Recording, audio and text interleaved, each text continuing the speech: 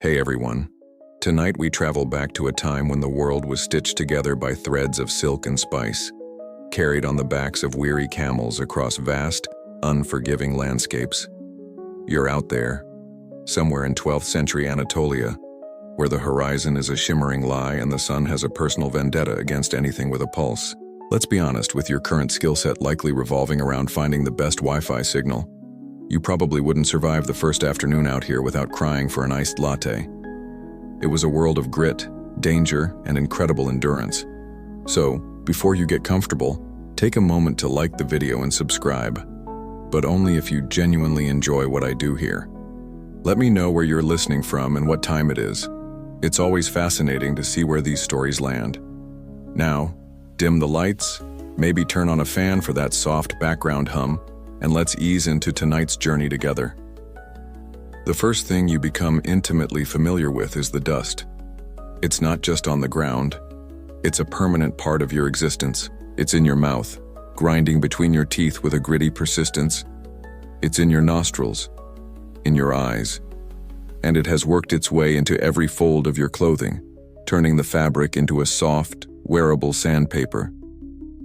The sun is a physical weight, a merciless hammer beating down on your skull from a sky bleached of all color. You sway, not with a gentle rhythm, but with the lurching, awkward gait of the camel you're riding. Its coarse, wiry hair smells of dry earth and animal sweat, a scent that has become the defining perfume of your life for the past several weeks. Your camel, by the way, would give this whole experience a 1-star review if it could. You can see it in its perpetually unimpressed expression. You are part of a caravan, a slow-moving organism of about 50 camels, a dozen horses, and maybe 80 souls, all bound together by the simple, shared goal of not dying today. The track you follow isn't a road in any modern sense. It's more of a suggestion, a faint trail scoured into the hard-packed earth by millennia of hooves and feet, occasionally marked by a pile of stones that could be a landmark or just a random pile of stones. The entertainment out here is sparse. Your big thrill for the afternoon is spotting a rock that looks vaguely like a disgruntled loaf of bread. The man in charge, the caravan master, rides at the front. He's a man carved from the landscape itself. Leathery skin, eyes narrowed to permanent slits against the glare, a beard caked with the same dust that covers everything else. He doesn't speak much, but he communicates in a language of hand signals and guttural commands to the guards who flank your procession, their eyes constantly scanning the empty horizon for any sign of movement. This is the land of the Seljuk Sultanate, a powerful empire that rose to dominate these crucial crossroads of the known world. In theory, you are on their turf, under their protection. In practice, out here in the vast, arid emptiness between fortified cities, you are entirely on your own. The Sultan's authority is a distant rumor, and the only law is the sharp edge of a bandit S-blade or the unforgiving will of the desert. Days bleed into one another, marked only by the sun's punishing arc across the sky. You learn the subtle cruelties of the journey. A mirage shimmers in the distance, promising water and shade. But the older merchants teach you to look away quickly. They have a quiet superstition, a fringe belief that staring too long at the false water allows the desert to steal a piece of your soul, leaving you emptier and more susceptible to despair. You learn that a loose horseshoe, a lame camel, or a small tear in a waterskin are not minor inconveniences. They are potential death sentences. Everyone in the caravan understands this unspoken fragility. They watch their animals with a hawk's eye focus, checking their hooves and packs at every stop. The fear is a constant companion, a low hum beneath the creak of leather, and the soft plodding of camel feet. It's the fear of raiders, yes, but it's also the fear of sickness, of running out of water, of getting lost in a sudden sandstorm that can erase the trail in minutes. This omnipresent danger is precisely why the Seljuk rulers began their ambitious building project. Historians still argue whether the Seljuk sultans built their famous network of roadhouses purely to boost the economy, or as a strategic way to plant flags, project military power, and control the flow of information across their vast territory. For you, trudging under the relentless sun, the academic debate is meaningless. You don't care about the political motivations. You just crave safety. You yearn for a thick wall to put between you and the howling emptiness of the night. for a guaranteed source of water that isn't a shimmering lie on the horizon, for a moment's peace where you don't have to sleep with one eye open, listening for the sound of approaching hoofbeats. As the afternoon sun begins its slow dip toward the horizon, painting the sky in brutal shades of orange and purple, a collective exhaustion settles over the caravan. The jokes and sparse conversations of the morning have long since died out. All that remains is the rhythmic plodding and the shared desperate hope that soon, very soon, you will find a place to rest. Another night in the open is a grim prospect. Huddled around a small fire of dried dung, the darkness pressing in from all sides, filled with imagined sounds and very real dangers. Your reserves of energy are almost gone, and a cold tendril of doubt begins to creep into your mind. How much longer can you go on like this? Your head is hanging low, the rhythmic rocking of the camel a monotonous lullaby of misery. Your world has shrunk to the dusty heels of the camel in front of you, and the long, distorted shadow you cast upon the cracked earth. It's in this moment of near surrender that a subtle change occurs. A ripple of energy, almost imperceptible, moves through the caravan from front to back. A low murmur starts near the head of the line, a sound different from the usual grunts of exhaustion. You lift your head, a motion that feels like lifting a bag of stones, and squint toward the horizon. The setting sun is directly in your eyes, a blinding orb of molten gold, and at first, you see nothing but glare and the familiar dancing heat haze. You blink, convinced it's another trick of the light, another cruel joke played by the desert. You're not sure if you're seeing a building or if a giant rectangular rock has finally decided to pursue its dream of becoming a tourist attraction. It's a dark, low-slung silhouette, perfectly straight against a landscape where nothing is straight. It's too solid, too geometric to be natural.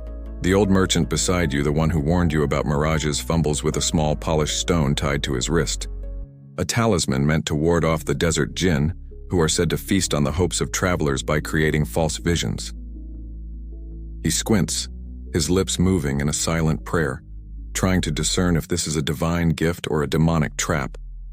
The tension is thick enough to taste.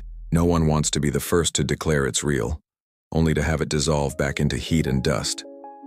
Then, the caravan master at the front of the column raises his arm, a single definitive gesture.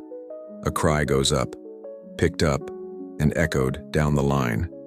It is real. A wave of palpable relief washes over the entire procession. You let out a breath you didn't realize you'd been holding for the entire afternoon. The collective sigh from 80 throats is so profound it probably scares a few desert lizards a mile away.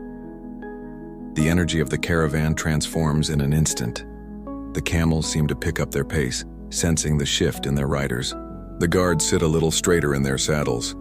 The tired slump is gone from your own shoulders, replaced by a surge of adrenaline-fueled hope. The caravan master was expecting it, of course. These life-saving installations were constructed as part of a grand strategic vision. The Seljuks, masters of logistics, knew that a trade route was only as strong as its weakest link. A mainstream historical fact is that these caravanserais were methodically spaced a day's journey apart, typically about 30 to 40 kilometers. This was the maximum distance a loaded caravan could reliably cover between sunrise and sunset. For the masters of the route, this sighting isn't a miracle. It's merely confirmation that they are on schedule. But for you, it feels like nothing less than salvation. It's the 12th century equivalent of seeing a brightly lit service station with clean bathrooms after being stuck on a desolate highway for hours. As you draw closer over the next hour, the true scale of the structure becomes awe-inspiring. This is no mere inn, it's a fortress. Its walls are immensely thick and rise high into the twilight, punctuated by formidable towers that look like they could repel a small army. There are very few windows, and those that exist are just narrow slits, designed for arrows, not for admiring the view. The sheer, brutal functionality of the place is breathtaking. Historians still argue whether the primary architectural DNA of these structures comes from older Roman and Byzantine fortresses, or from the Persian rabats, fortified monasteries that once dotted ancient caravan routes.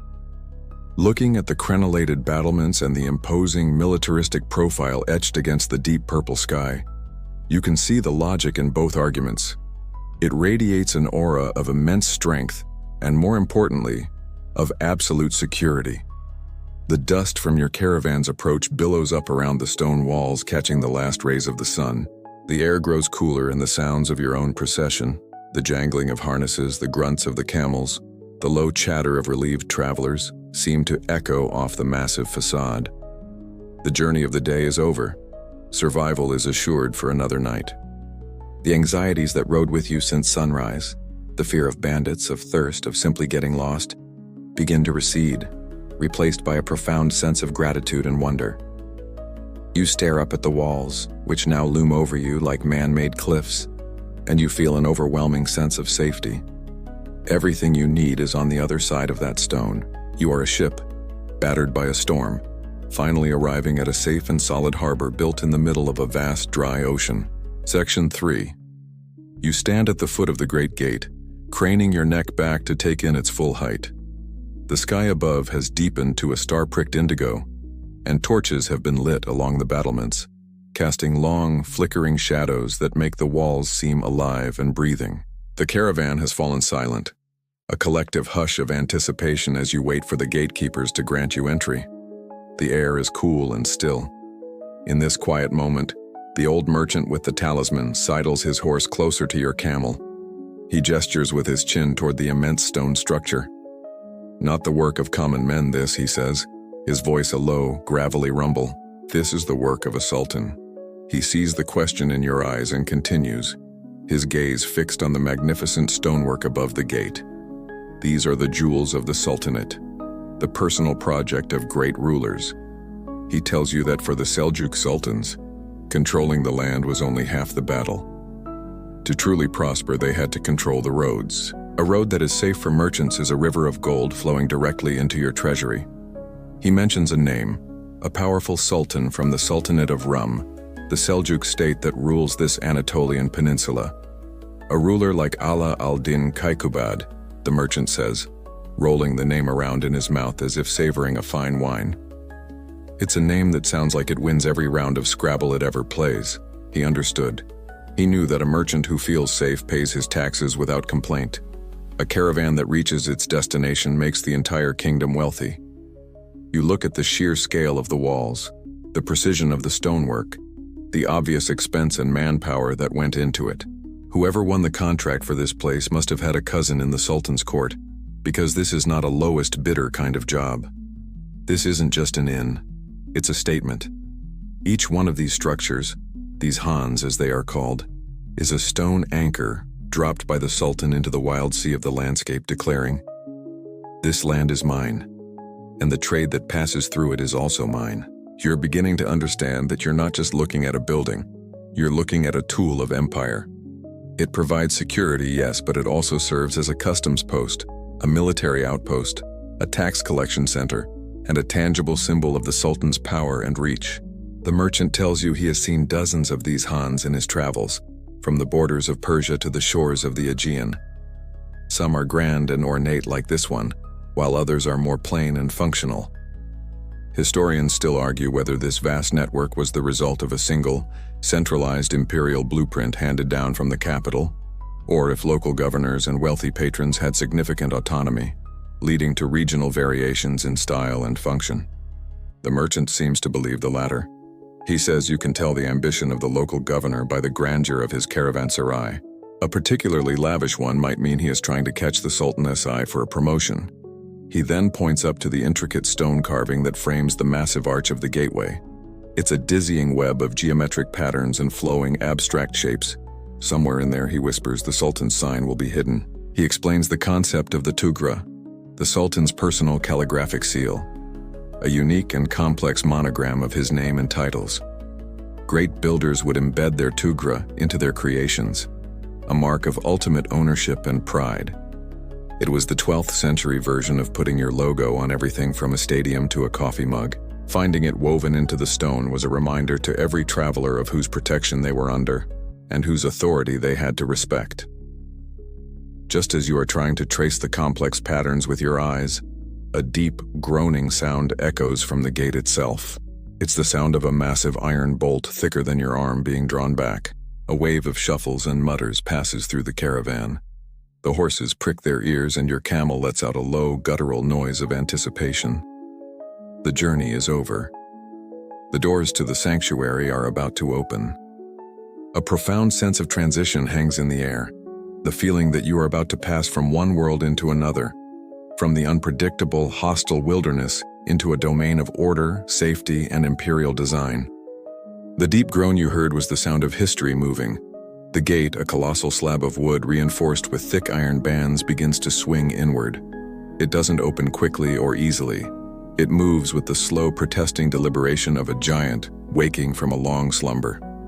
The doors are made from beams of wood so thick they look like they were carved from an entire forest.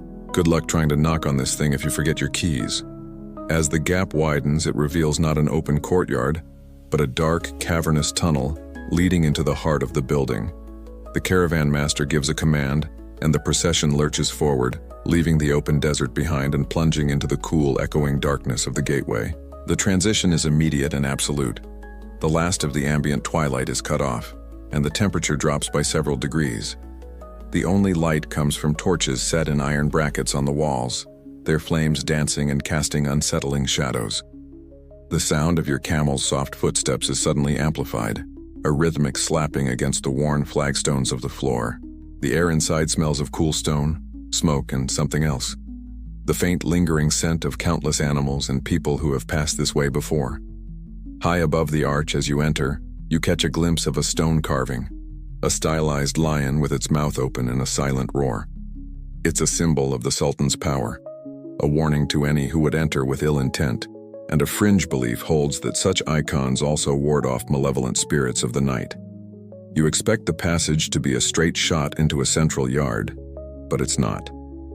After about 30 feet, you are forced to make a sharp right turn.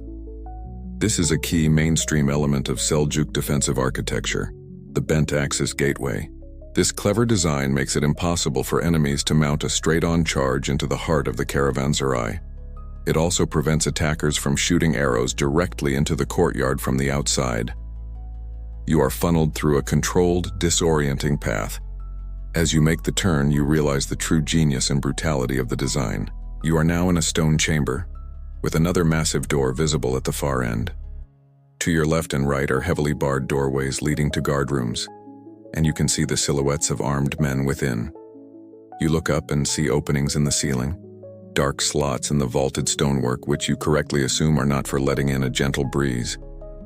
These are murder holes. From here, defenders could rain down arrows, rocks, boiling water, or scorching sand on anyone trapped in this passage. It's the medieval version of a "trespassers will be shot" sign, just with more boiling oil. This entire gateway is a meticulously designed kill box. Anyone hostile who managed to breach the first gate would be trapped here, unable to advance or retreat, and annihilated from above and all sides. You shudder as you realize the level of strategic thought that went into this. It makes you wonder about the world outside. Historians still argue whether these formidable defenses were designed primarily to repel large-scale organized bandit armies, or to withstand a formal siege by a rival political or military force. Looking at this deadly gauntlet, you suspect the architect was preparing for the worst-case scenario. The guards are watching your caravan pass through, their faces illuminated by the flickering torchlight. They are professionals, clad in simple leather armor and armed with spears and short swords. Their expressions are grim and unreadable, and they watch you pass with a detached scrutiny that suggests they've never heard a joke in their entire lives. You decide against asking them for the Wi-Fi password. Their presence is the final layer of security, the human element in this stone fortress. They are the ones who would have dropped the stones and fired the arrows. Their silent, disciplined presence is more intimidating than the thickest wall. Finally, the heavy doors at the end of the passage are opened, and you are guided through. Light spills in and you emerge from the gloom, blinking as your eyes adjust to a vast open space alive with light, sound, and activity. You have passed the test. You are inside. You take a few steps forward, your camel guided by one of the Caravanserais attendants who has come to meet your party. As the last pack animal clears the threshold, the massive wooden gates begin to swing shut behind you. They meet with a deep, final boom that echoes through the courtyard, a sound of absolute finality. It's a sound that says, no uninvited guests, no soliciting, and definitely no more dessert for today. It's the most satisfying door slam you've ever heard. For the first time in weeks, you are completely enclosed, completely safe. You can feel the tension drain out of your shoulders so quickly you're half surprised you don't collapse into a puddle of relieved goo. The constant low-grade fear that was your companion on the road is gone, locked out on the other side of that gate. You turn around, compelled to look back at the portal you just passed through. From this side, from the perspective of someone granted sanctuary, it looks entirely different. The exterior was all brutalist functionality and military might, but the interior face of the gateway is a masterpiece of art and architecture. This monumental entrance, a pishtak, is the most heavily decorated feature of the entire complex. The archway is framed with breathtakingly complex stone carvings. You see intricate geometric patterns that twist and weave into one another, creating a sense of infinite, ordered complexity.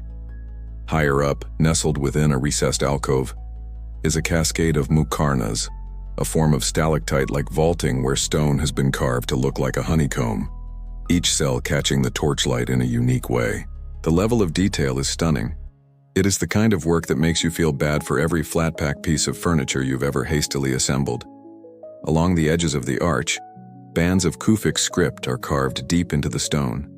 You can't read the words, but you recognize them as verses from the Quran, blessings and declarations of faith. This is the dual nature of the gateway, made clear now that you are inside. To the outside world, it is a projecting shield of imperial power, a warning. To those inside, it is a symbol of hospitality, divine protection, and the sophisticated culture of the Seljuk court. It's a fascinating architectural message. Historians still argue whether the intimidating, fortress-like exteriors were designed to be more psychologically reassuring to the merchants within, or more politically intimidating to any potential rivals or rebels observing from without.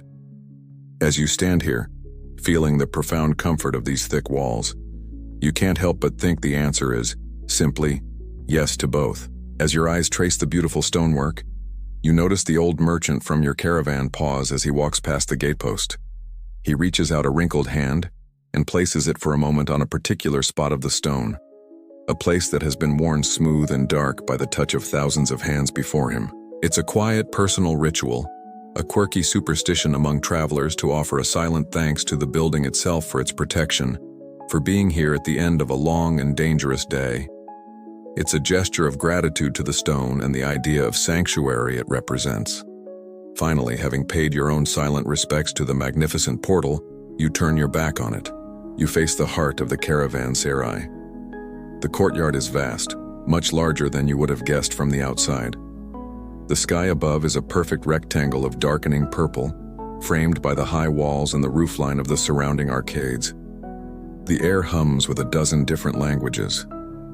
It smells of wood smoke from cooking fires, of damp hay, of roasting meat, and of the unique earthy scent of hundreds of tired camels. This is not a quiet sanctuary. It is a bustling, self-contained town, and its rhythm is just beginning to pick up as the sun sets and the day-ass travelers all arrive eager for rest, food, and company. You have left the world of the road and entered the world of the Han. Before you can even think about dismounting, the organized chaos of the courtyard begins to impose its order upon your caravan. Attendants, moving with practiced efficiency, appear to take the reins of your animals. There's no confusion. They direct your group toward a specific designated area of the vast open space, separating you from a different caravan that arrived just before yours. Every movement here seems to follow an unwritten but strictly enforced choreography. The dangers of the road may have been unpredictable and wild, but inside these walls, life is governed by a clear and rigid system. This is the first and most important of the security protocols, control of movement. Once your animals are being led away, you and the other merchants are gestured toward a raised, covered arcade to one side of the courtyard. Here, a man with an impressive beard and a more impressive scowl sits behind a sturdy wooden table. It's the 12th century version of a hotel reception desk, but with a distinct lack of tiny, complimentary soaps. This is the office of the Kanji, the manager of the entire Caravanserai, or one of his deputies. This is where the second layer of security begins, the administrative gaze. You don't just wander in, you are officially processed. A line has already formed and you take your place observing the proceedings. This is not just a place to rest, it's an official customs post. A mainstream historical fact of this network is that it was a primary tool for the Seljuk state to regulate and tax the immense wealth flowing along its trade routes. The clerk at the desk is meticulously questioning the merchant at the front of the line. What is your cargo? Where have you come from? Where are you going? You watch a spice merchant ahead of you get into a lengthy debate about the taxable weight of his precious saffron, with the clerk using a small set of bronze scales to verify the claim. It's a tense negotiation over a few silver coins that makes you glad your own declared cargo is just a few bolts of cheap wool and a profound sense of exhaustion. The kanji himself emerges from a doorway behind the desk to oversee the process. He is the absolute authority here. He has the weary, all-knowing look of a man who has heard every excuse, sob story, and convoluted lie in the known world. You get the feeling he could spot a smuggled peacock from 100 paces. His gaze sweeps over the newly arrived travelers, assessing, categorizing, and silently judging. His presence ensures that the official rules are followed, but you can't help but wonder about the unofficial ones.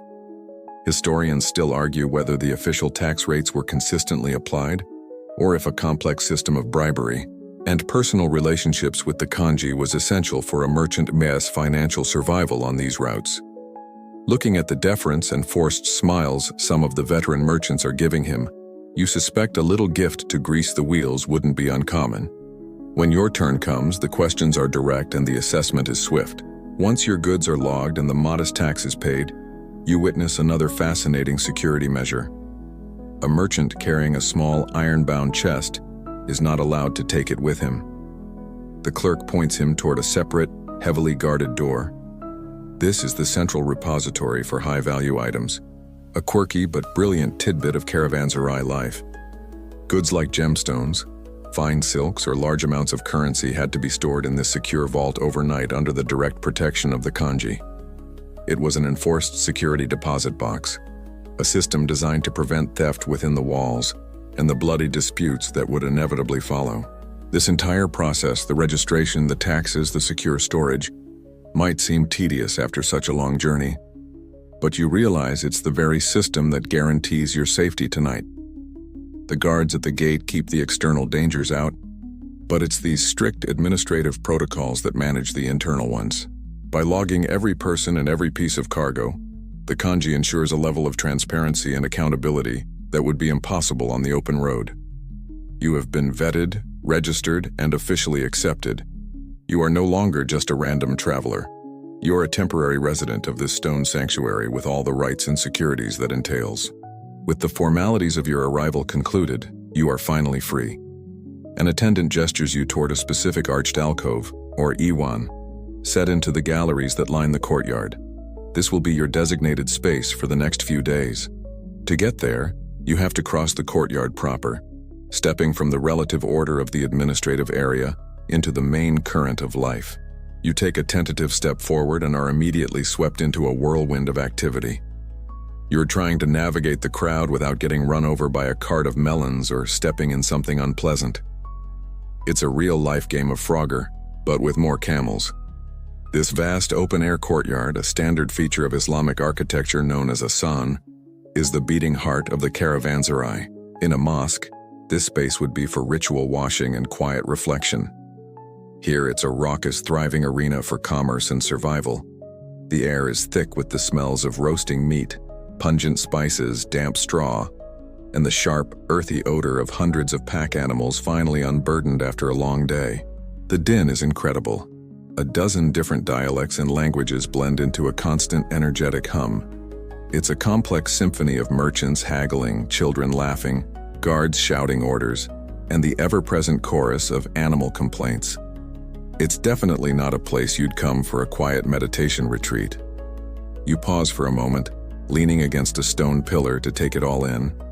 The population of this small temporary town is a staggering cross-section of humanity. You see wealthy Persian merchants in fine silk robes discussing terms with their agents. You see Turkish nomads, their faces weathered by the sun and wind, tending to their magnificent horses. You see Arab traders, lean and tough, supervising the unloading of frankincense and myrrh. You see people from so many different lands that it looks like a casting call for a fantasy epic. You're half expecting a wizard to show up and ask for directions. This vibrant mixing is the lifeblood of the trade routes, yet you notice subtle patterns in the chaos. Historians still argue whether the courtyard was a true melting pot where social hierarchies dissolved, or if strict, unwritten rules of segregation kept the wealthy merchants, the poor cameleers, and the armed guards in their own distinct social spaces. You can see evidence for both sides. Men from different worlds are clearly doing business together, yet when they rest, they seem to gravitate to groups of their own kind. The animal life is just as varied. In the center of the yard, dozens of camels are kneeling with groans of protest as their heavy packs are removed. Donkeys bray impatiently, and horses are led toward troughs for a much-needed drink. You notice a quirky practical detail you hadn't considered. Many of the caravans carry their own mobile food source. You see several wicker cages filled with chickens clucking and scratching. Their familiar sound a strange comfort in this exotic environment. They provide a reliable source of fresh eggs and meat, a welcome relief from the monotony of dried rations on the road. The courtyard is a complete, self-contained ecosystem. Servants rush back and forth with buckets of water. A blacksmith's hammer rings out with a steady metallic rhythm from a corner forge. Smoke from countless small cooking fires drifts lazily up toward the rectangle of sky, where the first stars are beginning to appear. Everything you need to survive and prepare for the next leg of your journey is here. Having navigated the bustling thoroughfare, you finally reach your designated alcove. It's not large, just a vaulted space open to the courtyard, but it is your own. You drop your personal pack onto the stone floor with a sigh of relief. Here you will store your goods, sleep, and live for the next 3 days, a temporary resident in this city of travelers. Now that your goods are safely stowed in your alcove, you can finally attend to the most important member of your one-man enterprise. Your first priority isn't a hot meal or a soft bed for yourself. It's your camel.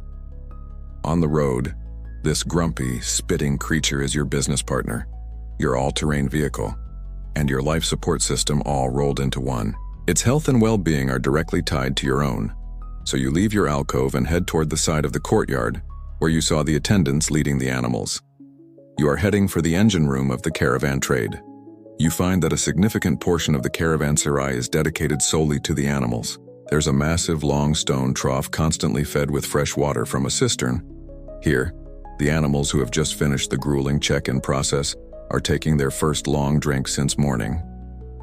You watch your own camel, a creature you know to be picky and cantankerous, plunge its entire face into the trough and begin to inhale water with an astonishing speed and volume. It's a well-known mainstream fact that a thirsty camel can drink over 30 gallons or well over 100 liters in less than 15 minutes, rehydrating its body after days of deprivation. Watching it happen up close is both slightly disgusting and deeply impressive, like witnessing a magic trick of biology. Once sated, the animals are led from the troughs into long, covered stables that run along one side of the courtyard. The efficiency here is remarkable. The whole operation is so organized it makes you feel guilty for how you sometimes forget to water your houseplants. The stables are clean, the floor paved with stone and swept clear of excess filth. Each animal is led to its own spot and given a portion of fodder. Not the sparse, dry scrub of the desert, but proper barley and hay, a rich meal to restore its strength. This is all part of the service, a key reason these Hans are so vital to commerce. A well-fed, well-rested animal can travel faster and longer, but it's more than just food and water. You see men moving with purpose through the stables, their eyes expertly scanning each animal. They are the veterinary specialists of the Han. Historians still argue whether these specialists were formally trained professionals with a body of medical knowledge passed down in texts, or simply experienced local farriers and herders applying generations of folk wisdom. Whatever their training, their skill is undeniable. You watch one man gently run his hands down the leg of a merchant's horse, feeling for heat and swelling. You see another applying a dark, herbal-smelling poultice to a saddle sore on a donkey's back. Near your own camel spot, you see a groom mixing a thick, dark paste in a wooden bowl. It is a quirky folk remedy you've heard of before. a mixture of sticky dates and pungent crushed garlic. This concoction is a sort of medieval energy bar for exhausted camels, believed to soothe the stomach, restore vigor, and ward off sickness. The groom coaxes a tired-looking camel to eat the paste, speaking to it in low, calming tones. This isn't just a stable. It's a wellness retreat for beasts of burden. You find your camel contentedly munching its barley, its usual sour expression softened to one of mild satisfaction. An attendant is checking its hooves for cracks and loose stones picked up from the trail. He gives you a respectful nod, acknowledging your presence. Seeing your animal not just sheltered but actively being cared for by knowledgeable hands lifts the last remaining weight of the journey from your mind. The engine of your caravan is being refueled and serviced. Only now, with your livelihood secure, can you finally turn your attention to your own aching muscles and empty stomach. You give your camel a final pat, a silent thank you for its hard work, and turn back toward the vibrant chaos of the main courtyard. Having confirmed your animal is in good hands, you turn your full attention to the human world of the Caravanserais. You step away from the open courtyard and into the shelter of the covered galleries that surround it on all four sides. These arcades, known in Islamic architecture as riwaks, are the main arteries of the complex. They provide a crucial semi-private space, sheltered from the elements where the real life of the Han unfolds. It's like a cross between a bustling night market and a university dormitory hallway. Everyone's metaphorical door is open, and the air is thick with the smells of cooking and the sound of gossip. This is where the people live. The solid back wall of the arcade is lined with arched doorways, leading to the smaller sleeping cells and storage rooms. But the space under the arcade itself is the communal front porch for every traveler. As you walk, you pass dozens of alcoves like your own. Each one is a miniature, temporary world.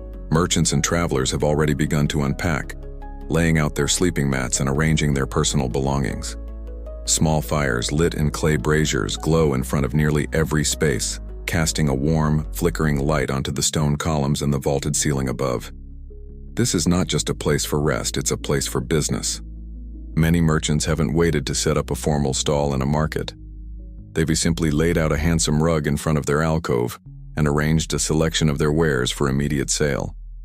You see one merchant displaying elegant glass vials of perfume right next to a guy selling what appear to be very sturdy, no-frills camel blankets. It's a one-stop shop for everything from the luxurious to the deeply practical. The air rings with the low murmur of haggling. Historians still argue whether this small-scale trade within the Caravanserai arcades was a form of informal, gray market, tolerated by the authorities, or if it was a fully regulated and taxed part of the Han's economy. Judging by the discreet way money changes hands, it seems to exist in a profitable gray area.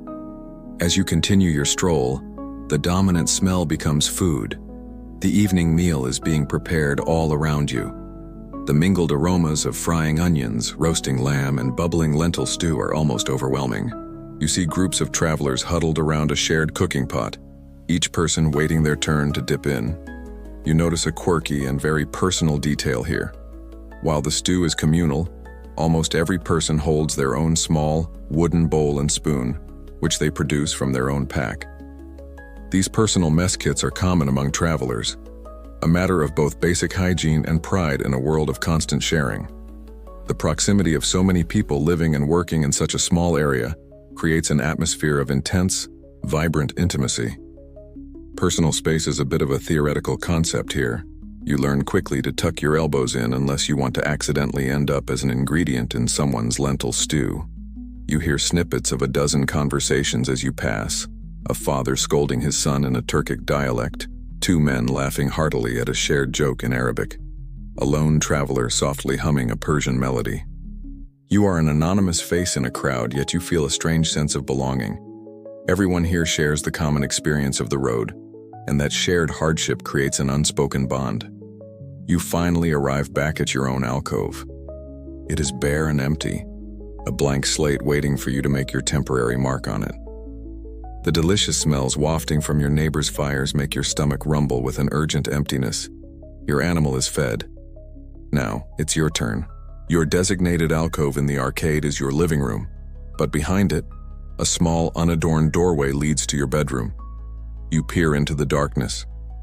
The room is a simple, stone-walled cell, perhaps 10 feet deep and 6 feet wide. There are no windows. The air is cool and smells faintly of dust and old straw. It contains a raised stone platform for sleeping, and that's it. There's no mint on the pillow. The interior design philosophy is functional cave. This is the standard issue lodging, the free and simple shelter guaranteed to every traveler for 3 days.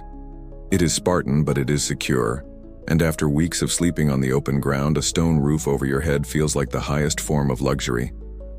As you begin to unroll your bed mat, you watch the other travelers in your section of the arcade do the same. An old hand next door, before he retires into his own cell, carefully lays a thick, coarse rope made of camel hair across the threshold. It's a quirky but common folk practice, a low-tech security system against the desert's unwanted visitors.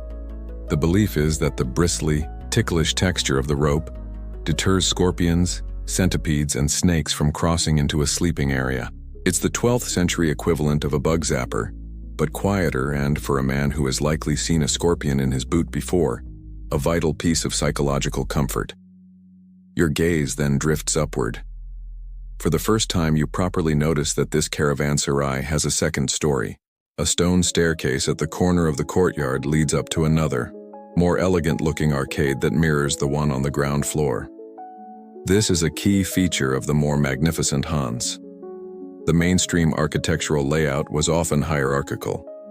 The ground floor was for the common folk, the animals, and the noisy business of the courtyard. The upper floor, the balakane, was reserved for the elite. It offered cleaner air, more privacy, and a separation from the mud and manure of the ground level. As you watch, a richly dressed merchant, the same one you saw arguing over his saffron tax, ascends the staircase with his 2 servants in tow. One of the doors on the upper level is open, and you catch a glimpse inside as they enter. The difference is stark. You see the warm glow of multiple oil lamps, rich carpets covering the floor and hanging on the walls, and comfortable-looking cushions scattered about. One of the servants is already pouring wine from a silver ewer. It's the business-class lounge of the Caravanserai, and you are definitely flying economy. This raises a question in your mind. The basic stay is free, a celebrated policy of the Sultanate, but clearly, these premium accommodations are not. How does one secure a room in the Caravanserai's upper echelon? Historians still argue whether the more luxurious private rooms on the upper levels were available for a set daily fee, or if access was granted based on a merchant's social status, letters of introduction, or a significant gift to the kanji. It seems to be a combination of wealth and influence, a system that ensures the social order of the outside world is perfectly preserved even here, within these supposedly egalitarian walls. You look back at your own dark, empty cell and the hard stone platform awaiting you. There's no hint of envy, only a quiet understanding of the way the world works. This place provides a baseline of survival for everyone, a remarkable gift in a harsh world. Anything beyond that, comfort, luxury, privacy, is a commodity to be purchased. You have your safety, and for now, that is more than enough. You finish unrolling your simple woolen mat, the first step in turning this empty stone box into your home for the night. Having prepared your simple sleeping quarters, you become acutely aware of your own physical state. The road has left its mark on you, not just in your weary muscles, but on your very skin. You are currently coated in what feels like a geological survey of the last 200 miles of the Anatolian desert. You suspect you could plant a small vegetable garden on your forearms. For weeks, bathing has been a quick, unsatisfying wipe with a damp cloth, if you were lucky enough to have the water to spare. The desire for a real wash, for hot water and steam, becomes an overwhelming need. You've heard rumors that the larger Hans have their own bathhouses, and you decide to seek one out. You ask for directions from a passing attendant who points you toward a corner of the complex. You follow the gesture and soon see a telltale sign, a plume of white steam billowing gently from a low domed roof and a nondescript doorway. The bathhouse, or hammam, is a standard feature in the more prestigious caravanserais, but its true purpose is a matter of some discussion. Historians still argue whether the inclusion of these elaborate bathhouses was primarily for promoting hygiene and preventing the spread of disease among travelers, or if it was a statement of cultural sophistication and luxury, designed to impress merchants and project the Seljuk identity. As you stand there, caked in grime and smelling faintly of camel, you are firmly on the side of hygiene. You step through the doorway and are hit by a wall of hot, wet air. It is like walking into a cloud that has just had a very hot cup of tea. The first room, the changing area, is warm and dry. You leave your filthy road clothes in a small niche and wrap yourself in a simple linen cloth. From there, you pass into the heart of the hammam, the hot room. The air here is thick with steam, and the noise of the bustling courtyard is replaced by the gentle echo of splashing water and hushed conversations. The floor is made of smooth marble slabs, and they are wonderfully, impossibly hot beneath your bare feet. This incredible heat isn't coming from a fire in the room. You are standing on top of the ingenious heating system. The mainstream technology behind a hammam is a marvel of engineering, inherited and perfected from the Roman baths. Somewhere, in a service area below or behind the wall, a massive furnace constantly heats a large cauldron of water. The hot air and smoke from this fire are then channeled through a network of pipes and open spaces directly beneath the floor, a system known as a hypocaust. This heats the entire room from below, creating a radiant, all-encompassing warmth that soaks right into your bones. You are handed a wooden bucket, a copper bowl for scooping, and a kiza, a flat, coarse mitt woven from goat hair or rough flax. An attendant demonstrates its use. After you've spent some time in the steam, letting your pores open, you are to douse yourself with hot water and then scrub your skin vigorously with the mitt. You follow the instructions, and the result is astonishing. You scrub your arm, and tiny gray noodles of dirt and dead skin begin to peel away. It's both grotesquely fascinating and the most satisfying thing you've ever experienced. You are literally scraping the journey off of your body. After you have scrubbed every inch of your skin, you rinse with bucket after bucket of clean, hot water, washing away the last traces of the road. Finally, you sit on a warm marble bench, leaning against the hot wall, letting the steam envelop you. The grime is gone, the weeks of sweat and dust washed away. Your muscles, tight from days of riding, begin to loosen in the pervasive heat. It's more than just getting clean, it's a ritual of purification. You are shedding the identity of the weary, vulnerable traveler and becoming a civilized person again. You step back out into the courtyard, emerging from the warm, damp embrace of the hammam. You feel like a new person, a cleaner, slightly pruny, and incredibly thirsty new person. The steam has leached the road-esque grime from your pores, but also left you with a powerful thirst. Your eyes, now accustomed to the dim, steamy interior of the bathhouse, scan the bustling courtyard for the source of life you now crave above all else: water. And you see it, right in the very center of the vast, open square. It's the focal point of the entire complex, the axis around which everything else revolves. In some Hans, it might be an ornate fountain, a symbol of wealth and abundance. Here it is something more primal and arguably more impressive: a massive circular wellhead built up from heavy carved stones. The stone lip is worn into smooth, shallow grooves, where ropes have been drawn up for centuries, bearing the weight of countless buckets of life-giving water.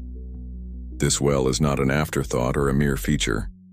It is the reason this entire magnificent structure exists. You realize the mainstream historical fact that caravanserais were not built in convenient locations and then supplied with water. The water was found first. Master builders and engineers would locate a reliable underground spring or water table, and only then would the first foundation stone of the fortress be laid. Without this well, the entire complex around you would just be a very large, very fancy stone sculpture in the middle of nowhere. You walk towards it, pulling the small wooden cup from your pack. As you get closer, you see a quirky, communal detail.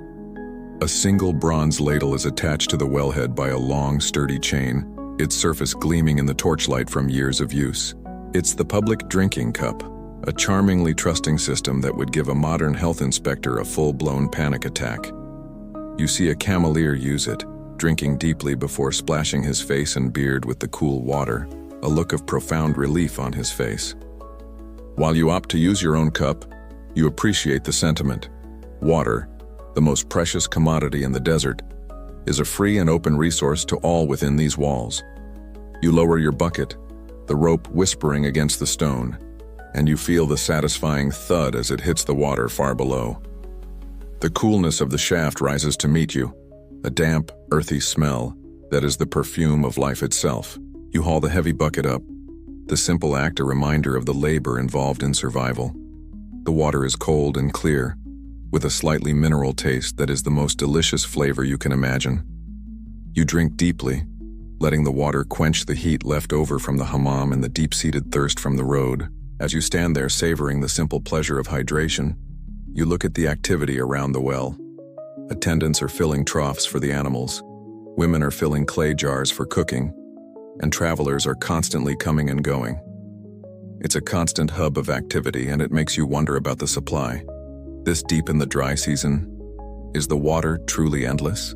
Historians still argue whether the water was available in unlimited quantities for all travelers, or if it was strictly rationed by the kanji, especially during the driest months, to ensure the long-term viability of the outpost. The open access you see tonight suggests abundance, but you suspect that during a drought, the kanji's gaze would be just as focused on the level of this well as on the goods coming through his gate. You have been cleansed by fire and steam in the hammam, and now you have been revitalized by the cool, pure water from the earth. The two most fundamental needs after a desert journey, cleanliness and hydration, have been met with a surprising level of sophistication and care.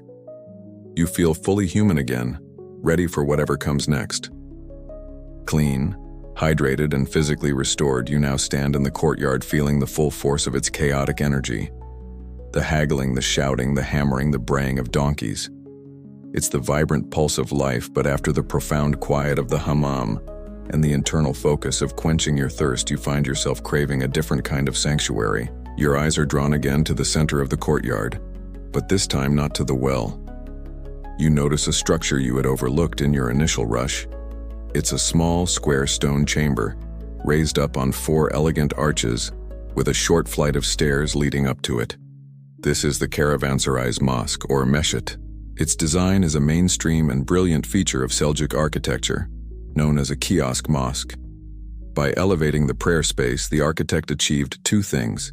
It was kept symbolically and literally above the dirt, manure, and worldly clamor of the courtyard floor, and it was made a visible central testament to the faith of the sultan who built it. It looks like a stone treehouse for grown-ups, a quiet little fort of faith rising above the sea of commerce below. You feel pulled towards this island of tranquility and ascend the worn stone steps. The moment you step inside, the noise of the courtyard is cut off, muffled by the thick stone walls. The silence inside is so complete it almost has a physical presence, and the kind of quiet your ears have forgotten existed after weeks of listening to nothing but wind and whining camels. The interior is beautiful in its simplicity. There is no furniture, only clean woven prayer rugs arranged neatly on the floor. The air is cool and smells of old stone and a hint of something sweet, perhaps rosewater used to clean the floors. One wall has a gracefully arched empty niche, the mihrab, indicating the direction of Mecca, and thus the direction of prayer. You see a few other men in the mesjid, kneeling in silent, personal prayer. There is no formal service, just a shared, quiet space for individual reflection. This serene atmosphere makes you wonder about its full purpose. Historians still argue whether these mesjids served purely as a place for the 5 daily prayers, or if they also functioned as informal classrooms where itinerant scholars might teach, or even as a place for mediating commercial disputes according to Islamic law. It certainly feels like a space where a calm, reasoned discussion could take place, far from the passionate bargaining below. In a small carved niche near the entrance, you notice a quirky, touching detail. Someone has left a small anonymous offering, a handful of dried dates and 3 small copper coins. This isn't an idle offering, but a simple act of charity, or sadaqah. It's a gift left for the next traveler who might be poorer than themselves, a token of gratitude for a safe journey placed in a sacred space. It's a quiet testament to the shared humanity that underlies the frantic commerce outside. You are not required to pray, but you find a space on one of the rugs and simply sit for a while, absorbing the profound peace of the room. The geometric patterns of the stone carvings and the ordered calm of the space seem to bring a similar order to your own jumbled thoughts. You feel the chaotic energy of the courtyard melt away, replaced by a deep sense of centeredness. It's like a spiritual power wash for your soul. Having tended to your body with water and steam, you have now tended to your spirit with silence and stillness. Fully restored, you walk back to the stairs and descend, ready to once again face the vibrant, noisy world below, but feeling calmer and more grounded than before. With your mind at peace and your body clean, you decide to make one final check on your camel before seeking out your evening meal. You meander back towards the stables, the sounds of the courtyard seeming a little less chaotic to your newly centered mind. You find your animal contentedly chewing its cud, the picture of placid indifference. It is perfectly fine, but your attention is snagged by a scene of quiet, focused urgency a few stalls down. A small crowd has gathered at a respectful distance, watching a team of specialists at work. It's the 12th century equivalent of watching a medical drama, only with more hay and a distinct lack of dramatic elevator scenes. A magnificent warhorse, clearly the prized possession of a wealthy merchant, is standing with its leg held in a sling, restrained by 2 strong attendants. A deep, wicked-looking gash on its flank is being tended to by a man with graying temples and hands that move with an unnerving calm and precision. This is no simple groom. He is a Beitar, a professional veterinarian. On a clean cloth laid out on a hay bale beside him are his tools: needles, gut thread, bronze probes, and several small clay pots of ointments and powders. It is a medieval surgical kit. The most dramatic part of the procedure is about to begin. The wound has been cleaned, but it is still weeping blood. You see one of the Beitar Eto's assistants pull a specially shaped piece of iron from a glowing brazier of coals. It's a tool for a procedure you might call aggressive first aid, and it is definitely not for the faint of heart. This is cauterization, a mainstream and highly effective veterinary technique of the era. With a nod from the head Beitar, the hot iron is pressed firmly against the wound. There is a sharp hiss, a plume of acrid smoke, and the sickeningly sweet smell of scorched flesh. The horse tenses but is held firm. When the iron is removed, the bleeding has stopped, the wound seared clean and sealed against infection. It is a brutal but life-saving intervention. Witnessing this level of sophisticated, almost clinical skill makes you wonder about its origins. Historians still argue whether the advanced veterinary techniques practiced in these Huns were the result of formally documented knowledge spreading from urban scholarly centers, or if this was a separate parallel tradition of practical expertise passed down orally from master to apprentice along the trade routes themselves. The Beitar's methodical approach suggests a deep, learned understanding of anatomy and medicine that feels more formal than simple folk wisdom. Yet, folk wisdom is also on full display. In another corner of this makeshift animal hospital, you see a much stranger treatment taking place.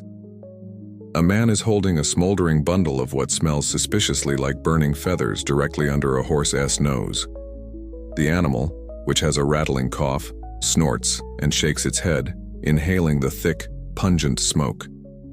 The horse looks deeply unimpressed with this New Age aromatherapy session. This quirky tidbit is a documented folk remedy for respiratory ailments, a far cry from the surgical precision of cauterization, but part of the same holistic approach to animal care. They use what works, whether it's from a scholarly text or a grandmother's tale. You leave the stables with a completely new level of respect for this place. It isn't just a garage for the engines of the caravan, it's a fully equipped hospital. They are not just patching up animals, they are performing surgery, administering medicine, and doing whatever it takes to keep these priceless assets healthy and functional. The Caravanserais is an insurance policy made of stone, guaranteeing that not only the men but also the beasts of the Silk Road have a place to heal. As you leave the relative quiet of the animal hospital, your path back to the main arcade is guided by a sound that is the official soundtrack of getting things done in the pre-industrial world. The rhythmic, deafening clang of a hammer on steel. It's a sound of pure, raw creation, and it draws you in, and it draws. In a large, open-fronted workshop set into the ground floor, you find the source, the blacksmith's fiery forge. The space is dark, caked in soot, and the air is thick with the sharp, metallic smell of hot iron and burning coal. The heat radiating from the glowing bed of coals is so intense you can feel it on your face from 20 feet away. In the center of this maelstrom of heat and sound stands the blacksmith. He is a man whose arms look like they're carved from the same iron he's working, the muscles cording and relaxing with each powerful swing of his hammer. He probably doesn't need to open jars for anyone. He just glares at them until the lid surrenders in fear. He is the master of this domain, his face grim with concentration, his leather apron dotted with burn marks. A young apprentice, sweat beading on his brow, pumps a massive bellows, sending a roaring jet of air into the forge and causing the coals to erupt in a shower of brilliant orange sparks. You had assumed the blacksmith's primary job would be shoeing horses, but the task you witness is far more complex. The blacksmith and his apprentice are wrestling with a heavy iron band, the tire from a Merchant S wagon wheel. A crack has formed in the metal, a potentially catastrophic failure on the rough roads ahead. The blacksmith places the two broken ends back into the heart of the forge until they glow with a blinding, white-hot intensity. This is where his true artistry is revealed. Using heavy tongs, he pulls the incandescent metal from the fire, lays it on the anvil, and with a rapid series of impossibly precise hammer blows, he fuses the two pieces back together. This is forge welding, a mainstream and masterful technique that joins metal without solder or rivet, creating a bond as strong as the original piece. It's a magical, violent act of mending.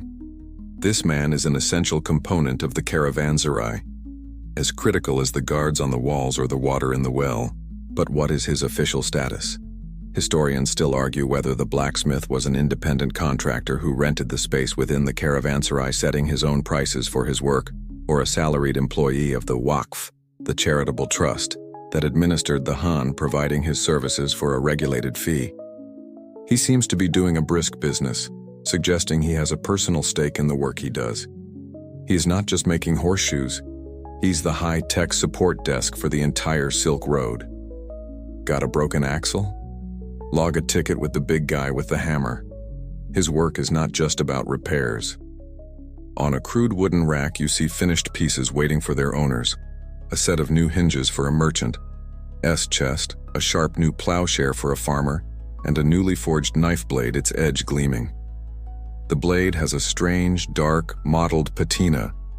You've heard whispers of the quirky superstitions and secret recipes of blacksmiths, who believe that quenching a freshly forged blade not in water, but in something like goat's urine, imparts a superior and legendary hardness to the steel. Looking at the blade, you wonder if it holds such a strange and pungent secret. The blacksmith gives the wagon tire one last, ringing blow with his hammer. The sound hangs in the air, a note of finality. The repair is done. The caravan will be able to roll on safely tomorrow. You turn away from the fiery workshop, having witnessed another of the vital organs of this great stone body. A place where the broken is made whole again through fire and sheer force of will. Your tour of the Caravanserais' essential services, the animal hospital and the blacksmith's forge, leaves you with a deepening appreciation for the complex, self-contained nature of this place. As you walk along the edge of the courtyard, seeking a quieter path back to your alcove, you notice something odd. In a shadowed corner, far from the main flow of traffic, an attendant heaves open a heavy iron grate set into the flagstones. He gives a quick look around, before disappearing down a narrow flight of stone steps. Your finely honed instinct for minding your own business is suddenly and completely overwhelmed by your curiosity. Besides, there's no employees-only sign. You wait a moment and then approach the opening. A wave of cool, damp air, smelling of wet earth and moss, rises to meet you. The clamor of the courtyard vanishes, replaced by a profound silence, broken only by the faint rhythmic sound of dripping water. Grabbing a nearby torch from its bracket, you hold it over the opening and begin your descent. The stone steps are slick and steep, leading you down into the underbelly of the great building. You're entering the Caravanserais' secret. At the bottom of the stairs, you find yourself in a vaulted, stone-lined tunnel, just tall enough to stand in. It's a network of these tunnels, you realize, an entire subterranean circulatory system. You can see how channels cleverly integrated into the courtyard drains and the gutters of the massive roof all feed into this underground labyrinth. This is the mainstream genius of desert architecture. Not a single drop of precious rainwater is allowed to go to waste. It is all captured and funneled down here into the earth, safe from the thirsty sun. You follow the main tunnel as it slopes gently downward, and it soon opens into a space that takes your breath away. The beam of your torch reveals a cavernous, man-made cave, its roof supported by thick stone pillars, filled to within a few feet of the ceiling with still, black water. It's an underground swimming pool for giants, a secret reservoir that holds enough water to see this place through the most brutal summer siege or the longest drought. This is the cistern, the hidden water bank that makes the well above a reliable bet. This magnificent feat of engineering might also be fed by a qanat, an underground aqueduct stretching for miles to tap a distant mountain spring, a river beneath the desert. The sheer scale of the labor required is staggering, which brings up a significant question. Historians still argue whether the maintenance of these sophisticated water systems, particularly the miles-long qanats, was the sole responsibility of the Caravanserais staff, or if it was a shared communal duty for all nearby villages, who also benefited from the water source. You hold your torch close to the surface of the water, and in the flickering light, you see a flash of silver. You look closer and see small pale fish swimming languidly in the dark. It's a quirky but brilliant biological secret. To keep the water from becoming stagnant and to control insects, the builders introduced a species of hardy fish into the cistern. They live their entire lives in this darkness, consuming algae and mosquito larvae, acting as a constant living filtration system. It's a brilliantly simple solution. No complex filters, no chemicals, just a few perpetually unimpressed-looking fish doing their part. They are the unsung, slightly slimy heroes of the public health system. You stand there in the cool, damp silence, in awe of the invisible world beneath the bustling one. You realize that the Caravanserai's true foundation isn't stone, but water. The fortress above is a monument to security, but this hidden network is a testament to survival. You make your way back up the stairs, pulling yourself out of the cool, quiet dark and back into the warm, noisy night of the courtyard, possessed of a secret that makes the entire place seem even more miraculous than before. You sit on your bed mat in the relative quiet of your own alcove, the life of the courtyard humming just a few feet away. You've seen the security, the lodging, the veterinary care, the forge, the baths, the mosque, and the incredible water system. A persistent, practical question starts to form in your merchant Aos mind. Who is paying for all of this? The 3-day stay is free. The fodder for the animals is provided. The water is there for the taking. You're trying to do the math in your head and it simply doesn't add up. This place seems to be running on a business model of pure, unadulterated kindness, which in your experience is not a strategy for long-term financial stability. As you're pondering this, the old merchant with the talisman, the one who explained the Sultan's vision at the gate, ambles over and asks if he can share your space for a moment's rest. You welcome him, and he settles onto his own carpet with a weary sigh. He notices the thoughtful frown on your face and gives a knowing smile. You are wondering how the lamp stays lit when the oil is free, yes? He asks. You nod, and he proceeds to explain the invisible engine that powers not just this caravanserai, but thousands of similar institutions across the Islamic world. He tells you about the waqf. The word, he explains, means a religious endowment, a charitable trust made in perpetuity. This is the mainstream genius of the Seljuk financial and legal system. A wealthy sultan, a powerful vizier, or even a rich merchant, wanting to do a pious deed, would not simply donate a bag of gold. Instead, they would donate a revenue-generating asset, a bustling marketplace in a city, 100 acres of fertile farmland, a block of rental properties. The deed of this waqf would legally lock that asset away forever. It could never be sold or inherited. The profits from that land or market would then be dedicated for all time to funding a specific charitable cause, like this very caravanserai. He explains that this han doesn't have to turn a profit. It's funded by a portfolio of other businesses, perhaps a profitable bathhouse in Konya and a silk workshop in Kayseri. It's like a medieval non-profit, but with better architecture and fewer fundraising galas. The kanji, the guards, the Baytars, their salaries are all paid by the proceeds of the original endowment, made by a ruler who has been dead for 100 years. The system was designed to be self-sustaining, a river of charity flowing through time. Of course, the old merchant says, stroking his beard, not all the scholars agree on the results. He leans in conspiratorially. Historians still argue whether the Waqf system, by locking up vast amounts of property in perpetual trusts, ultimately stimulated the economy by funding these vital public works, or if it eventually stifled economic development by removing a significant portion of assets from the fluid taxable marketplace. The merchant just shrugs.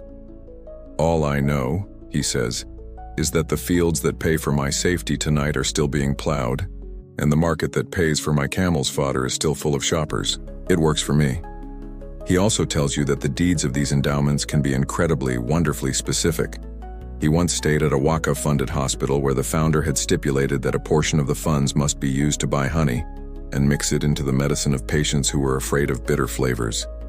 You can just imagine a wealthy old vizier writing his will. And 10 silver pieces a year to the man who makes sure the cats in the mosque courtyard look happy. It's estate planning with a very wholesome agenda.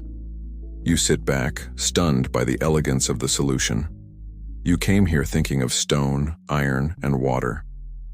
You now realize this place is also built from a far more abstract material, a sophisticated legal and financial idea, designed to project an act of charity far into the future. As you and the old merchant finish your conversation about the elegant finance of the Waqf system, the man himself comes into view. The kanji, the manager you saw at the check-in desk, is making his evening rounds through the courtyard. You watch him as he walks, and with your new understanding of the Caravanserai's complexity, you see him in a completely new light. He's not just an innkeeper. He's the mayor of a pop-up city of 300 people that completely changes its population every 3 days. His job makes your life of "don't let the camel wander off" seem blessedly simple. He moves with a quiet, indisputable authority. He doesn't stride or swagger. He simply proceeds and a path clears before him. Merchants nod respectfully. Guards straighten their posture. An attendant with a question hurries to his side, speaks for a moment, receives a crisp, one-sentence answer, and immediately scurries off to enact the command. The kanji has the perpetually stressed yet completely in control look of a man who has just been told that the spice shipment is late, the well is running low, and 2 merchants are arguing over a stolen chicken. And that's just in the last 10 minutes. The old merchant beside you confirms your thoughts. The kanji, he says, is the most important man within these walls. He is a mainstream salaried official of the Waqf Trust, a professional administrator whose position is one of immense responsibility. He oversees everything. He manages the staff, from the guards to the cooks to the baytars.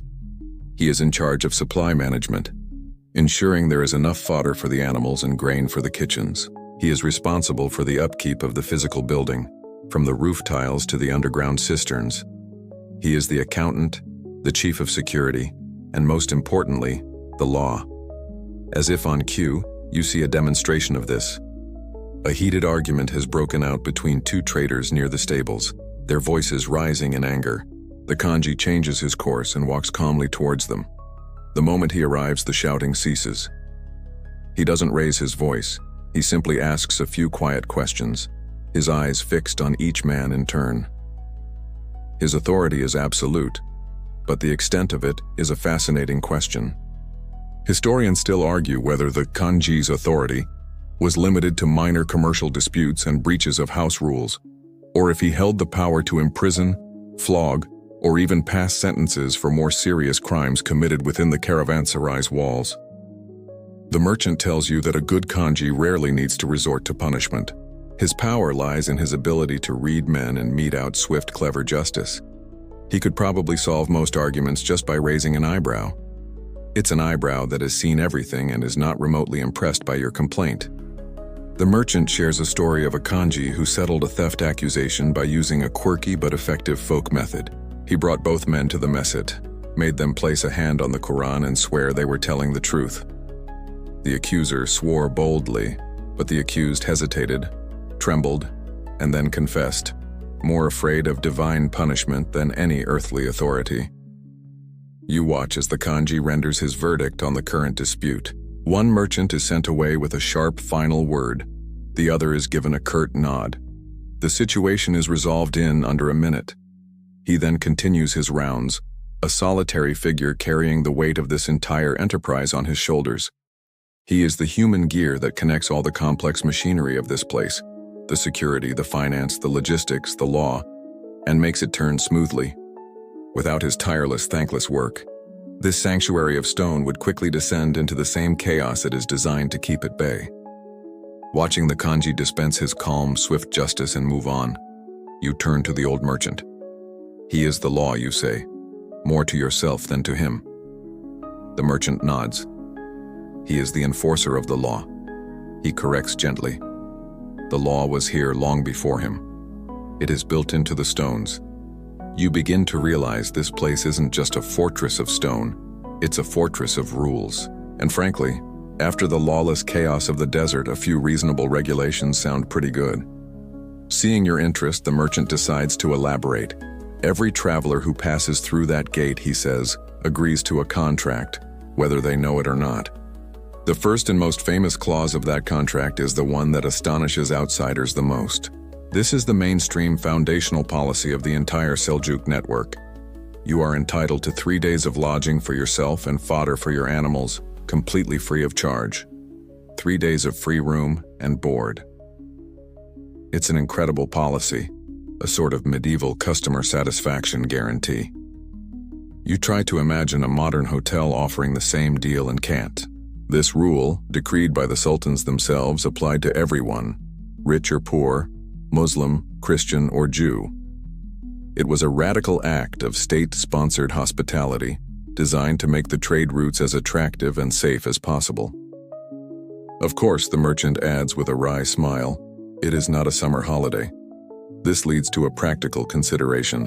Historians still argue whether the 3 days free rule was a universally applied policy, or more of an ideal that was subject to the kanji's discretion, especially during peak seasons, or for travelers who seemed to be taking advantage of the system. The merchant suggests the latter is true. If a man is a known trader, he is welcome. If he is a beggar who has been here twice in the last month with no goods to his name, the kanji may decide the han is full on his second day. There are other less formal rules. After the evening call to prayer echoes through the courtyard, a certain quiet is expected to descend. The blacksmith's hammer falls silent. The shouting of prices and the braying of animals is meant to subside. No loud haggling, no singing, no practicing your camel braying impression. It's a very sensible quiet hours policy, an unwritten rule that allows the weary to actually rest.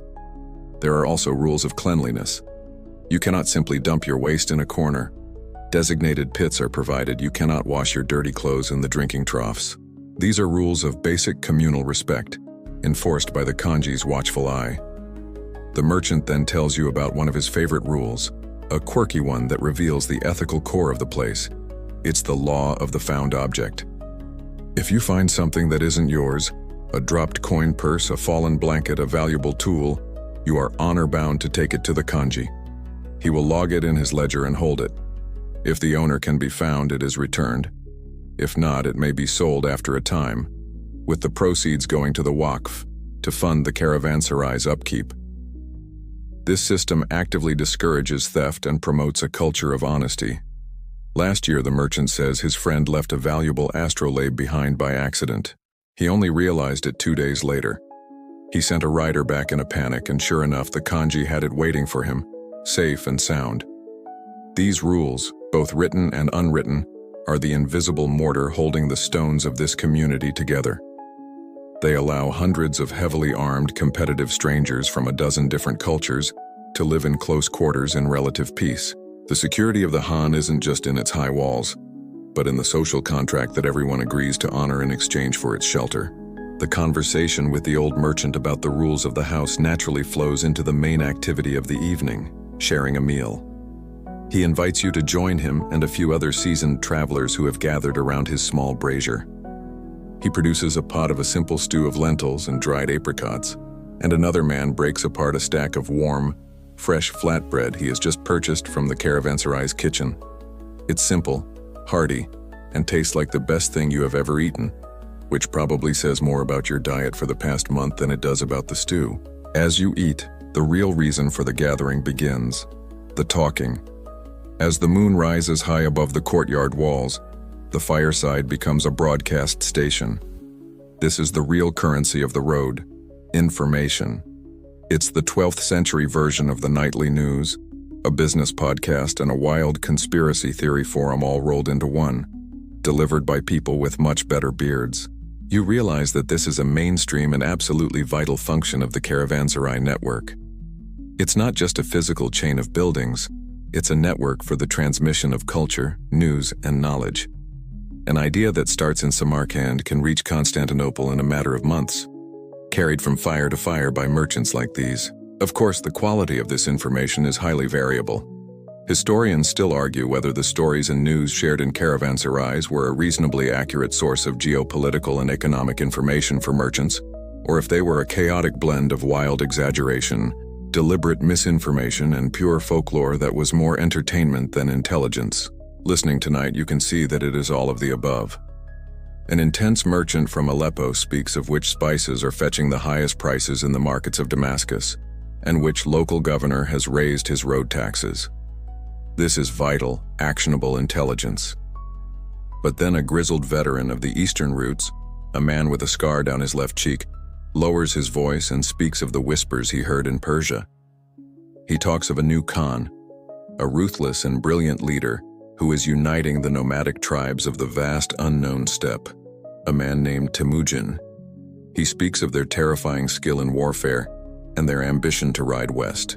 The other merchants fall silent, a chill passing through the group that has nothing to do with the night air. Is it a baseless rumor or a vital early warning of the storm that is gathering far to the east? To lighten the mood, another, more theatrical merchant begins to tell a grander, more fantastical tale. He speaks of the deserts far to the south and of the monstrous roc, a mythical bird so vast it is said to hunt elephants. He doesn't claim to have seen the bird itself, of course, but he swears he saw a feather from one of its wings, a feather as long as a spear shaft being sold in a market in Basra. You're not sure if you believe the part about scorpions the size of dinner plates that he adds for dramatic effect, but it is a much better story than your own. I rode a camel and got very dusty tail, so you don't interrupt. You lean back against the cool stone of your alcove, full of warm food and incredible stories. You have received an economic report, a piece of geopolitical analysis, and a chapter from a book of myths, all in the space of an hour. The fire crackles, casting dancing shadows on the animated faces of the storytellers. You look up at the perfect rectangle of sky, ablaze with stars, and you feel connected to a world far larger than the one you travel through by day. The entire world, it seems, passes through this courtyard one story at a time. The story of the Mongol warlord hangs in the air long after the merchant has finished speaking. The fire has burned down to a bed of glowing, red-gold embers, and no one seems eager to build it back up. The story of the giant bird was fun. The story of the unstoppable horde of nomadic warriors bent on world domination?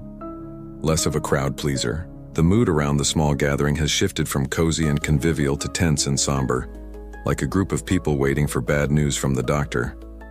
The old merchant tries to wave it away as just another traveler's tale, but his voice lacks conviction. This rumor feels different.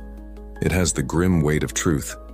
You look out from your alcove into the wider courtyard. The night has grown late, and while many have retired to their cells, you see other small groups still gathered around the embers of their own fires. Their conversations are no longer boisterous. You see hushed tones, serious expressions, and worried glances cast towards the east. The story you heard is not unique. It is the news of the day, a virus of fear spreading from caravan to caravan, from fire to fire, across the entire continent. This network, designed to spread wealth and culture, is now proving just as efficient at spreading dread. You wonder if the Sultan in his opulent palace in Konya is hearing these same whispers. Does he dismiss them as the paranoid gossip of merchants, or does he have spies on the eastern frontier confirming the rumors?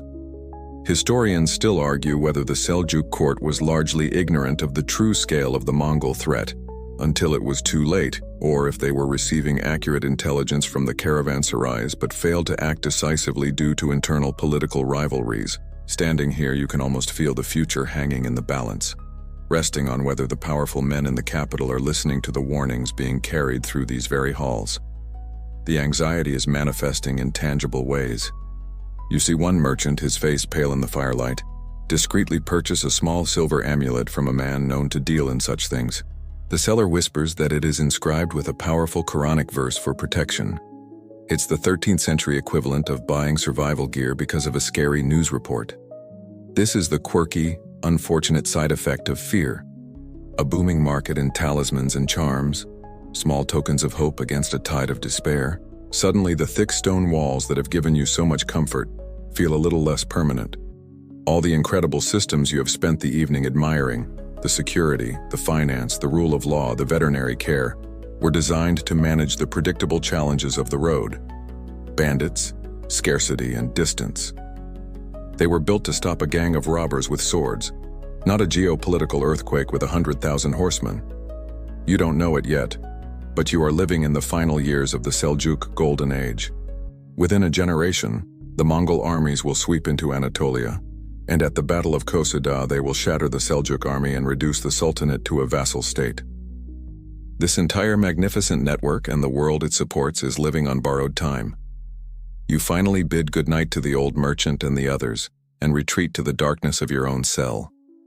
You lie down on your bed mat, but sleep does not come easily. The security of the Caravanserai, once a profound comfort, now feels fragile. It is a beautiful, well-ordered sandcastle, and you can hear the first distant rumblings of a tsunami. The shadow from the east is long, and for the first time, you can feel its cold touch, even here, deep inside the strongest fortress you have ever known. Morning arrives, painting the rectangle of sky above the courtyard in soft shades of gray and rose. The immediate visceral fear of the Mongol hordes from the night before has faded with the darkness, leaving behind a low, persistent hum of anxiety. The caravanserai is already awake, bustling with the familiar sounds of caravans preparing to depart and new arrivals being checked in. Life, for now, goes on.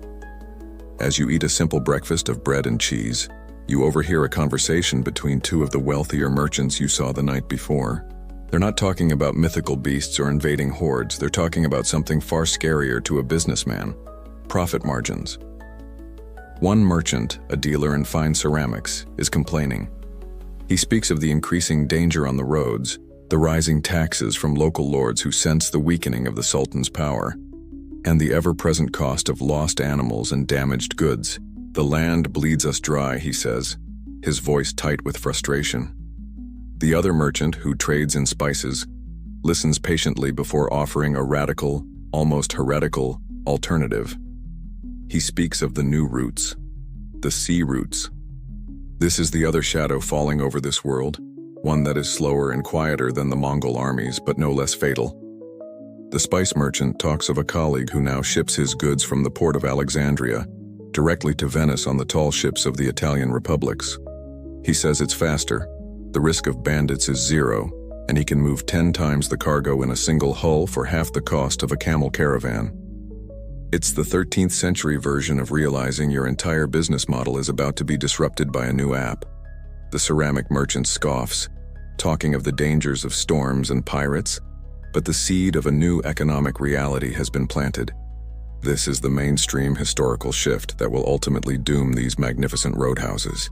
The two men are, without knowing it, debating the very future of this place. Historians still argue whether the decline of the overland routes was caused more by the physical destruction and political instability brought by the Mongols, or by the fundamental economic superiority of the burgeoning maritime trade routes. The first merchant fears the sword, the second fears the ledger. One sees the violent end of his world, while the other sees its slow, inevitable bankruptcy. Both are right. The Caravanserai network is being attacked on two fronts, by a military revolution from the steppe and a commercial revolution from the sea. As if to punctuate the thought, you look over at a camel being led to the water trough. It stops dead in its tracks before a large puddle left over from when the attendants were washing the flagstones. It lowers its head, snorts with disdain, and refuses to cross. The cameleer has to tug and curse for a full minute to lead it around the offending patch of water. It's a quirky and well-known fact that camels, these undisputed masters of the arid desert, have a deep and irrational fear of water they can't see the bottom of. You look at the stubborn animal, then back at the merchants debating the future. It seems a fitting symbol for an entire system of logistics that is about to be rendered obsolete by its terror of the ocean. You finish your breakfast with a new, more profound sense of melancholy. The threat from the east is a story of fire and blood. But this threat from the water is a quiet, inexorable tide of change. This amazing institution, a masterpiece of land-based travel and logistics, is becoming a dinosaur. It is a perfect answer to a question that the world is slowly ceasing to ask. Even if the Mongols were to vanish tomorrow, the shifting sands of commerce are moving against this place. The future is not in the caravan, but in the caravel. You sit and absorb the quiet melancholy of this realization, the knowledge that this vibrant world is balanced on the edge of a knife. The merchants' voices fade. The clang of the blacksmith's hammer recedes into memory. The flickering light of the cooking fires grows dim. The faces around you blur into indistinct shapes, and the tapestry of sound unravels into a single fading thread. The torchlight gutters, sputters, and finally dies, plunging the world into a profound darkness. An age of the world passes in a single, silent breath, and when the light returns, you are still here. But the world is not the same. You are standing in the very same courtyard, but it is a hollowed-out skeleton of the place you knew. The sun is no longer a welcome warmth, but a harsh, bleaching glare. The magnificent roof over the arcades is gone, having collapsed centuries ago, leaving the vaulted alcoves exposed to the sky like the ribcage of a long-dead beast. The bustling, chaotic courtyard is utterly silent, the ground a carpet of dust, rubble, and hardy, stubborn weeds. The only sound is the dry whisper of the wind as it snakes through the broken archways. You walk through this ghost of a place, and every step is an echo of the life that once was. The grand gateway, the Pishtak, still stands, a testament to its builders, but its ornate carvings are eroded and softened by centuries of wind and sand. The massive wooden doors are gone, leaving a gaping, empty mouth.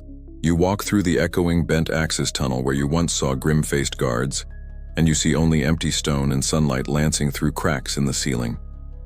You step into the silent courtyard and find it choked with the debris of its own slow collapse.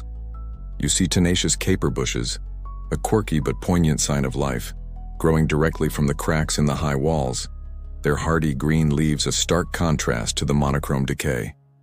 This is the ultimate fate of so many of these magnificent structures. This mainstream historical fact is that after the Mongol invasions shattered the Seljuk state and the sea routes stole the lifeblood of commerce, these Hans lost their purpose. They were abandoned, their stones quarried by local villagers, their halls used as pens for goats, their grandeur forgotten. You stand where the central well once was, but it is now just a rubble-filled pit. You look to the kiosk mosque, the stone tree house of faith, and see only a broken, crumbling pedestal. You walk to what was once your alcove and find only a heap of fallen stones. You try to conjure the memory of the smells, the roasting meat, the rich spices, the sweat of 100 camels, but the air holds only the clean, dry scent of dust. The vibrant, multicultural city has vanished, leaving behind only its magnificent, sorrowful bones. As you stand in the profound silence, you can't help but wonder what the future of this place should be. Historians still argue whether these ruins should be preserved in their current, romantic state of decay or fully restored to their original glory to serve as museums and tourist attractions, a debate that pits historical authenticity against accessibility and economic potential. Should this place remain a silent testament to the power of time, or should its life be artificially restored for a new generation? You reach out and place your hand on a sun-warmed block of limestone.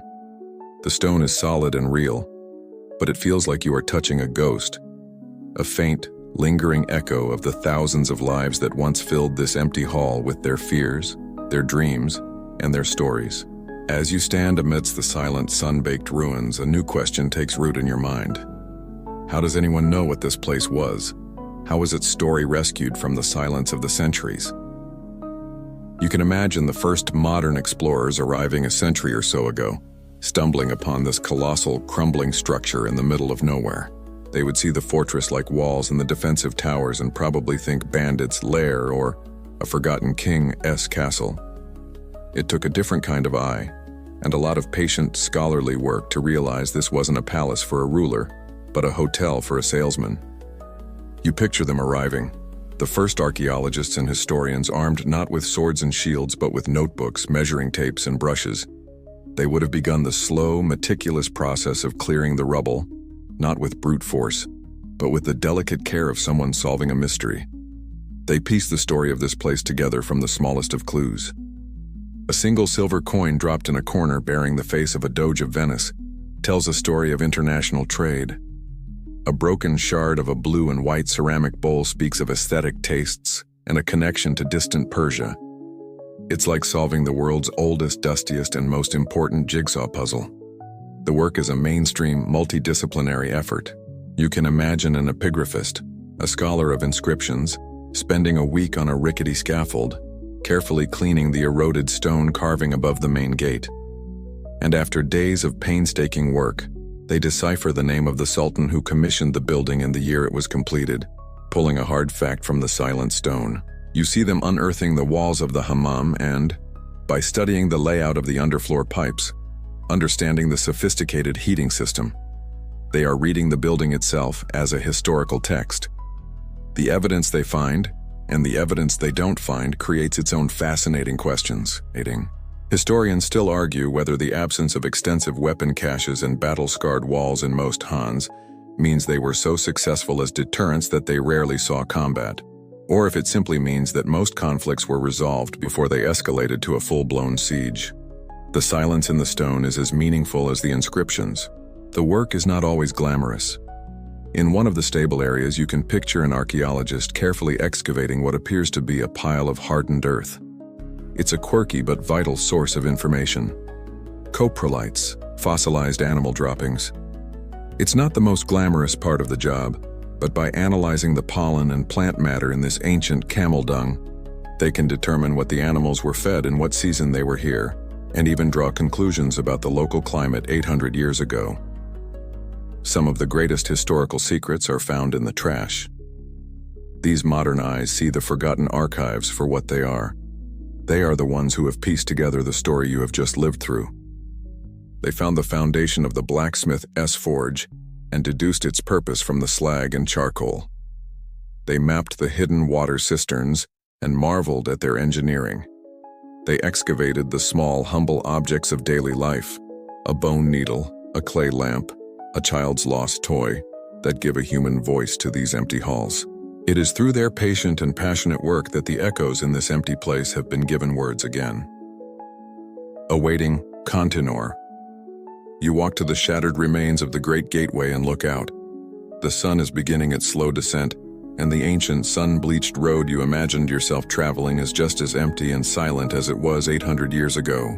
You have come full circle. You began this journey as a desperate traveler, seeing this place as nothing more than a much-needed refuge from the dangers of the road. Now, after exploring its every facet, from its hidden foundations to its financial underpinnings, you see it for what it truly was, a masterpiece of civilization. This was never just an inn. It was a machine for creating a connected world, a physical manifestation of an astonishingly sophisticated vision. Within these walls, you have seen a fortress, a hotel, a hospital, a marketplace, a courthouse, and a sanctuary. You have witnessed the genius of its engineers in the secret water tunnels, the skill of its doctors in the animal hospital, the artistry of its masons in the soaring archways, and the wisdom of its founders in the perpetual charity of the Waqf. You have seen how it created security, not just with stone and guards, but with rules and a social contract. You have come to understand that this was a place that cared for the whole person, tending to their commercial, physical, and spiritual needs with equal gravity. What, then, is its ultimate legacy? Historians still argue whether the greatest legacy of the Seljuk Caravanserai network was its economic impact in facilitating the trade that built empires, or its cultural impact as a melting pot and transmission vector for ideas, technologies, and art across continents. Standing here in the silence, the distinction seems meaningless. The two are one and the same. The economic exchange was the vehicle for the cultural one. The merchant selling silk from China was also selling the story of its creation. The doctor carrying spices from India was also carrying new medical knowledge. The ideas traveled with the goods, and this building was the station where they met, cross-pollinated, and continued their journey. And the idea was so powerful that it outlived the empire that created it. This is the most vital mainstream fact of all. The Seljuk model was so successful that it was directly copied and expanded by the empires that followed. The Ottomans, inheritors of the Seljuk lands, continued to build and maintain thousands of these caravanserais for centuries, recognizing them as the essential arteries of a healthy state. The legacy is not just in these crumbling stones, but in the continuation of the brilliant idea they represent. Even now, a different kind of life clings to this place. The history of archaeologists is one of meticulous fact, but the history of the local people is one of myth. A quirky modern legacy is that these ruins are often focal points for folklore. The goatherd who shelters his flock here from a storm might tell his children that the ghost of a fabulously wealthy Persian merchant haunts the halls on moonless nights, forever searching for a lost ruby. He might tell them that a great treasure is buried beneath the rubble of the courtyard, guarded by a sleeping jinn. These stories, though fanciful, are the final, living echoes in this empty hall, a new layer of meaning laid down by a new generation. You look at the ruin one last time as the shadows lengthen. It is a monument to a simple, profound truth. A society's strength is not measured by the height of its castle walls, but by the safety of its roads. It is a testament to the vision of a connected, secure, and prosperous world. A vision that was, for a golden moment in time, made real in stone. And so your long journey comes to its conclusion, not with the closing of a heavy gate, but with the quiet settling of dust in the fading light. The sun dips below the horizon, and the stones of the ancient ruin begin to release the last of their warmth into the cool night air. The wind that whispers through the broken arches no longer sounds like a threat, but like a soft, wordless lullaby, a final story being told only to the emerging stars. The ghosts of the merchants and their camels have faded, their business concluded, their clamor replaced by a deep and profound stillness that settles over the landscape. The anxieties of the road, the fears of the unknown, the profits and the losses, have all dissolved into the vast, quiet peace of history. There is nothing left to do now, but rest. The journey is over. The world is safe. Allow the silence to envelop you, a soft, heavy blanket for a weary mind. Let the last of your thoughts drift away like smoke from a dying fire, and ease into the deep and tranquil sleep you have so richly earned.